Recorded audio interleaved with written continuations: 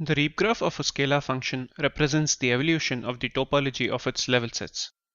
There are very few generic algorithms for computing Reeb graphs, even though there are optimal algorithms for computing contour trees. In this video, we illustrate an easy to implement near-optimal output-sensitive algorithm for computing the Reeb graph of scalar functions defined over manifolds or non-manifolds in any dimension. Consider a solid torus. To ease the illustration, all solid models in this video are rendered transparent. Define the function value at every point in the torus to be the height of that point above the floor. A level set consists of all points where the function attains a given value called the ISO value. Notice that as we increase the ISO value, the topology of the level sets change. Let us now track these level sets. A new level set component is created at a minimum. It now splits into two components at a saddle. Upon reaching the second saddle, the two components merge into one component, which is finally destroyed at a maximum. These 4 points where the topology of the level sets change are known as critical points. The Reeb graph shown on the right expresses this evolution of level sets as a graph. Nodes of the Reeb graph correspond to critical points of the function. Let us now consider a more complex model with the height function defined on it.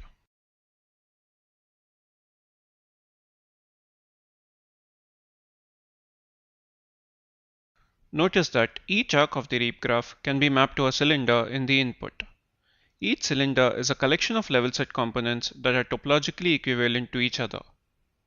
The level sets at the two critical points defining the arc form the boundary of the corresponding cylinder. The key idea in our algorithm is to use this mapping to obtain the arcs of the Reeb graph. Our algorithm takes a triangulated mesh as input. The function is sampled at vertices and linearly interpolated within each simplex. The algorithm first locates and classifies the critical points of the input.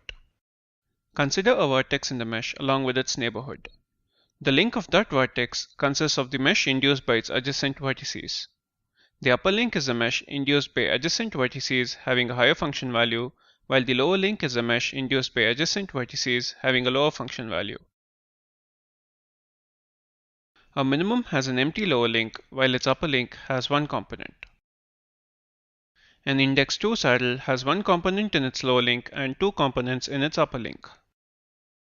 An index 1 saddle has two components in its lower link and one component in its upper link.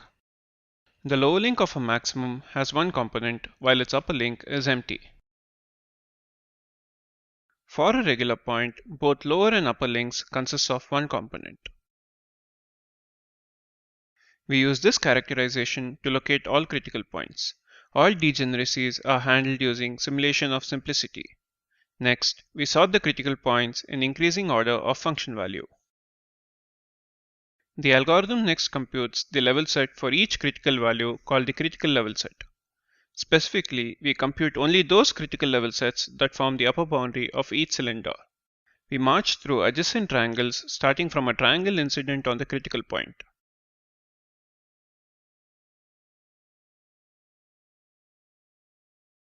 If a saddle has two lower link components, the corresponding critical level set has two components.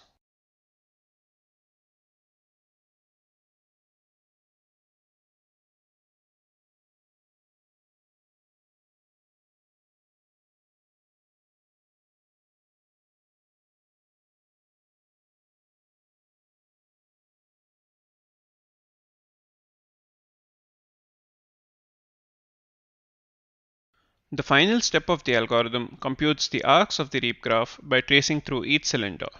Starting from a triangle incident on the upper link of the smallest critical point, we march to an adjacent triangle having vertices with a higher function value. We continue marching until we reach a triangle that contains the level set at an ISO value equal to the function value of the next non-minimum critical point. If the destination triangle belongs to a critical level set, we insert an arc between the corresponding nodes in the Reeb graph.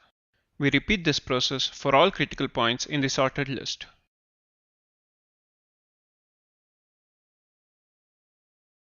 If the upper link of the source critical point has two components, we launch two traversals from that critical point, one for each component.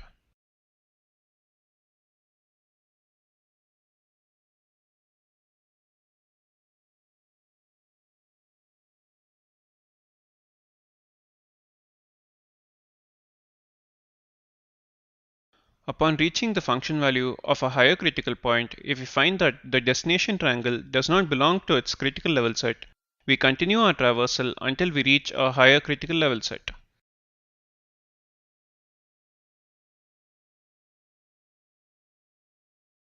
When all critical points are processed, we are done computing the Reeb graph of the input function.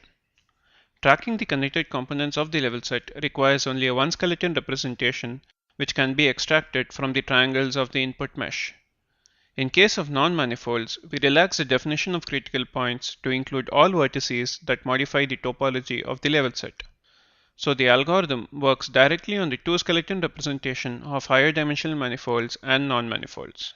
Our algorithm has a running time of the order of n plus l plus t log t, where n is the number of triangles in the input mesh, t is the number of critical points, and l is the size of all critical level sets. We have noticed that l is usually order of n in practice, so the running time in practice is close to the optimal bound of O of n plus t log t.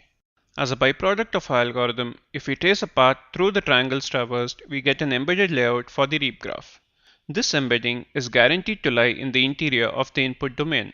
A breadth-first search traversal within a cylinder, instead of traversing a single path, marches through all triangles that belong to that cylinder. We then specify different transfer functions for each cylinder, thereby creating a volume rendered image that distinctly highlights the user-specified areas of the volume. For example, consider the silicium dataset. The Reeb graph of the height function is embedded within the volume. Two atoms are now highlighted by assigning a different transfer function for the cylinders corresponding to a loop in its Reeb graph. The Reeb graph computed by our algorithm also finds applications in interactive surface segmentation, skeleton extraction, and topology repair of models.